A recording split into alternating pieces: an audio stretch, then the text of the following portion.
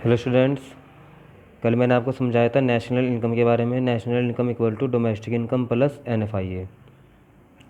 National income equal to domestic income plus NFIA, ये देखिए ध्यान से, आपके समझ में आ जाएगा। मैंने कल आपको एग्जांपल भी दिया था 60 लाख रुपीज़ का, 40 lakh, 20 lakh.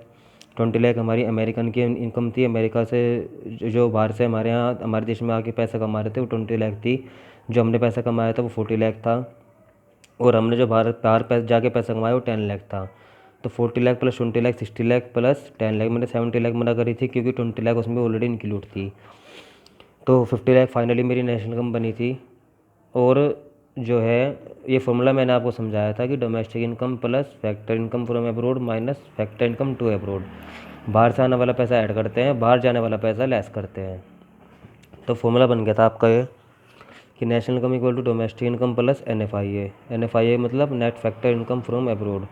Net factor income from abroad आपका NFIA है। इसमें फैक्टर इनकम फ्रॉम अब्रोड, बाहर से आने वाला पैसा तो प्लस कर देते हैं हम, और जाने वाला पैसा हम लेस कर देते हैं। अब इसी में आगे बढ़ते हैं। मैंने फॉर्मूला दोबारा फिर लिख दिया यहाँ पे कि national income equal to domestic income plus NFIA। National income जो है हमारी वो किसके इक्वल होगी? डोमेस्टिक इनकम के, और plus NFIA net factor income from abroad.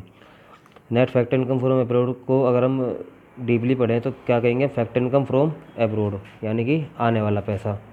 From abroad मतलब आने वाला पैसा, और फैक्टर इनकम टू अब्रोड जाने वाला पैसा। जाने वाला पैसा यानी कि बाहर जाने वाला पैसा तो हम भेज देंगे और बाहर से आने वाला पैसा मंगवा लेंगे। ये आपका NFIA कहलाएगा। ठीक है, तो डोमेस्टिक इनकम से नेशनल इनकम जाने के लिए मैंने NFIA प्लस करना पड़ेगा। क्या कहा मैंने आपको? डोमेस्टिक इनकम से नेशनल इनकम निकालनी, अगर आपको डोमेस्टिक इनकम से अगर नेशनल इनकम निकालनी है आपको, तो net factor income from abroad add करना पड़ेगा। इसके बाद आपका दूसरा टॉपिक है आज domestic product and factor cost. दूसरा है आपका domestic product at market price और फैक्टर कॉस्ट। अब मार्केट प्राइस और फैक्टर कॉस्ट क्या है, इसका सही मीनिंग तो बाद में समझाऊंगा आपको। फिलहाल आपको ध्यान में रखने वाली बात क्या है कि अब मार्केट प्राइस और फैक्टर कॉस्ट में अंतर क्या है, क्या चीज़ है आपकी। अब मार्केट प्राइस और फैक्टर कॉस्ट में क्या अंतर है, इससे समझाने से पहले मैं आपको एक बात समझाना चाहूँगा कि सपोज़ करो कोई चीज़ आपकी फैक्ट्री में है। सपोज़ करो कोई चीज़ आपकी फैक्ट्री में है और वो फैक्ट्री से मार्केट में जाएगी। क्लियर? कोई चीज़ आपकी फैक्ट्री में है और फैक्ट्री से वो चीज़ मार्केट में जाएगी। तो जब वो चीज़ फैक्ट्री से मार्केट में जाएगी तो उस पर टैक्स लगेगा। फैक्ट्री से जब वो मार्केट में जाएगी कोई चीज़ तो उस पर टैक्स लगेगा। समझ में आ गया क्या करना चाह रहा हूँ? कोई चीज़ फैक्ट्री से जब मार्केट में जाएगी तो उस पर टैक्स लगेगा। Is that clear? तो एक फॉर्मूला बन जाता है यहाँ पे कि factory plus tax. Factory plus factory में अगर फैक्ट्री से बाहर कोई गुड्स है, मान लो कोई प्रोडक्शन है, कोई भी प्रोडक्शन अगर फैक्ट्री से बाहर जाएगी तो उस पर टैक्स लगेगा। ये बात आप सभी समझ सकते हो आराम से। ये लॉजिकली नहीं है, ये मेरा अपना फंडा है, ध्यान रखने वाला है कि कोई चीज़ अगर फैक्ट्री से बाहर जाती है तो उस पर टैक्स लगता है। तो factory plus tax equal to market कह सकता हूँ मैं। Factory plus tax equal to market. तो factory plus tax equal to market मैं कह सकता हूँ। अगर मुझे फैक्ट्री प्लस टैक्स मार्केट कह सकता हूँ और मार्केट में से टैक्स लेस कर दूँ तो मैं फैक्ट्री भी कह सकता हूँ। फैक्ट्री कह सकता हूँ या नहीं कह सकता? इतनी बात समझ रहे आप सभी? तो फैक्ट्री को तो मैं लिखता हूँ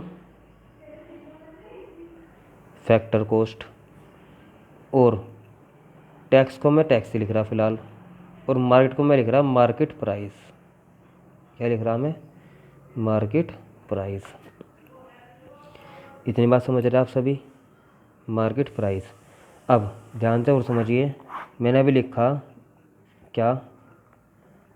factory plus tax equal to market. ठीक। अब मैं जो टैक्स है मेरा, ये टैक्स को मतलब मार्केट फैक्ट्री से जो बाहर जाएगा तो जो अगर वो टैक्स होगा तो उसे तो हम प्लस कर लेंगे, और अगर कोई सब्सिडी होगी तो उसे लेस कर लेंगे। सब्सिडी तो छूट होती है, छूट टैक्स पे लगाई जाने वाली छूट, सब्सिडी छूट होगी, टैक्स हम ऐड कर लेंगे। तो टैक्स को तो हम ऐड कर रहे और सब्सिडी को हम लेस कर रहे हैं। सब्सिडी तो टैक्स माइनस सब्सिडी को हम नाम दे दिया हमने net indirect tax. Tax minus subsidy को नाम दे दिया हमने net indirect tax, NIT, net indirect tax हमने नाम दे दिया टैक्स माइनस सब्सिडी को।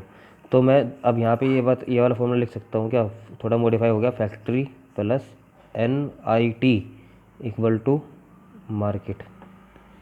टैक्स की जगह टैक्स माइनस सब्सिडी को मैंने अभी क्या लिखा, टैक्स माइनस सब्सिडी को हम नेट इनडायरेक्ट टैक्स लिख सकते हैं। नेट हो गया ना भाई, सब्सिडी लेस होगी, तो नेट इनडायरेक्ट टैक्स हम कह सकते हैं, तो factory plus NIT equal to market.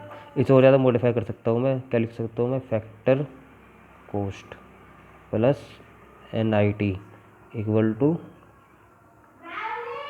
Market price. तो फैक्टर कॉस्ट का मैं लिख सकता हूँ factor FC plus tax NIT equal to market price यानी कि MP। फॉर्मूला बन गया factor cost plus NIT equal to market price. इस जेट क्लियर। एक फॉर्मूला ये आपको ध्यान में रखना है सबको, factor cost plus NIT equal to market price, ये आपको फॉर्मूला बनेगा। इसी बात को मैं यहाँ पे रिपीट कर दे रहा हूँ कि अब सुने ध्यान से, अब ये टैक्स कौन लगाएगा, टैक्स, ये टैक्स कौन लगाता है, गवर्नमेंट। ध्यान सुनना, तो मार्केट प्राइस, ध्यान से सुनना बच्चों, मार्केट प्राइस और फैक्टर कॉस्ट, क्या लिखा मैंने, there is no difference between domestic product at market price and domestic product at factor cost. यानी कि डोमेस्टिक प्रोडक्ट जो हमारे यहाँ प्रोडक्ट बन रहे, डोमेस्टिक प्रोडक्ट जो हमारे यहाँ प्रोडक्ट बन रहे, domestic product at market price, यानी कि डोमेस्टिक प्रोडक्ट मार्केट प्राइस और फैक्टर कॉस्ट, डोमेस्टिक प्रोडक्ट और मतलब डोमेस्टिक प्रोडक्ट मार्केट प्राइस के और फैक्टर कॉस्ट के, इन दोनों में कोई अंतर नहीं है, नो डिफरेंस। अभी मैंने क्या कहा, मार्केट प्राइस और फैक्टर कॉस्ट में अंतर है, समझाया भी मैंने आपको, मार्केट प्राइस और फैक्टर कॉस्ट में अंतर है। तो फैक्टर कॉस्ट प्लस टैक्स जब तो मार्केट में जाएगा, वो फैक्टर कॉस्ट प्लस टैक्स जब तो मार्केट में जाएगा। इन दोनों में अंतर कब नहीं होने का, जब टैक्स खत्म हो जाएगा।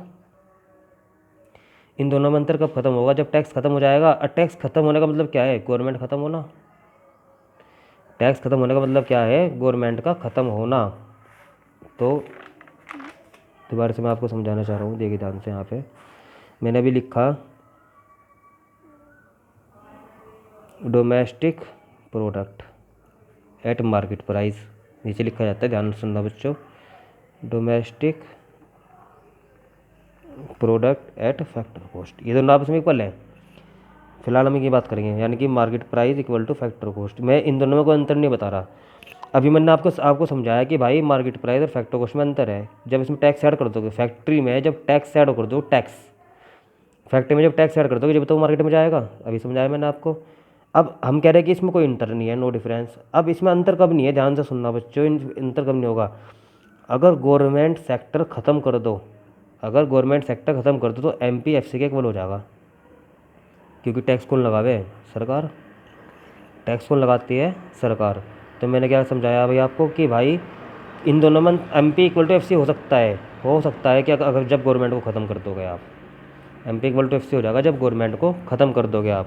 और अगर गवर्नमेंट को ख़त्म नहीं करते आप तो MP इक्वल टू FC नहीं हो सकता, MP equal to FC plus NIT होगा, टैक्स ऐड हो जाएगा इसमें। समझ में आ रहा अभी सबके।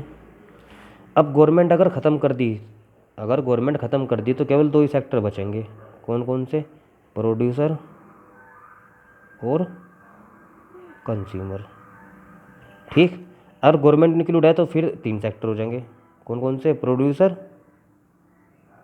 प्लस कंज्यूमर, गवर्नमेंट तो ऑलरेडी इंक्लूड है ही। समझ में आ गया बच्चों। अब देखिए ध्यान से, समझ में आ जाएगा आपके। टू सेक्टर इकोनॉमी के अंदर मैं कह रहा हूँ इन दोनों के बीच में कोई अंतर नहीं है। मार्केट प्राइस फैक्टर कॉस्ट आपस में इक्वल हैं, मार्केट प्राइस और फैक्टर कॉस्ट आपस में इक्वल होंगे कब, जब टू सेक्टर इकोनॉमी, प्रोड्यूसर और हाउस होल्ड, गवर्नमेंट सेक्टर इसमें शामिल नहीं होने का। जब गवर्नमेंट सेक्टर नहीं होगा तो दोनों आपस में इक्वल होंगे, क्योंकि जब गवर्नमेंट सेक्टर नहीं होगा तो ना तो टैक्स होगा ना ही सब्सिडी होगी। Is that clear.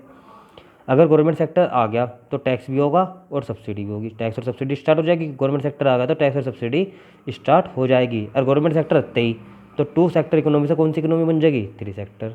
Government sector आते ही टू सेक्टर इकोनॉमी से थ्री सेक्टर बन जाएगी, producer plus house hold, producer plus house hold plus government, तीसरा सेक्टर आ जाएगा। जैसे ही तीसरा सेक्टर आ जाएगा तो market price equal two factor cost नहीं होने का, प्लस क्या करना पड़ेगा इसमें, टैक्स, नेट इनडायरेक्ट टैक्स, यानी कि टैक्स माइनस सब्सिडी।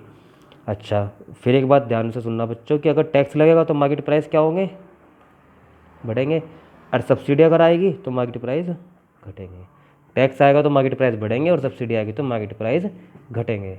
ठीक है बच्चों, कोई दिक्कत है तो पूछ लेना। Thank you.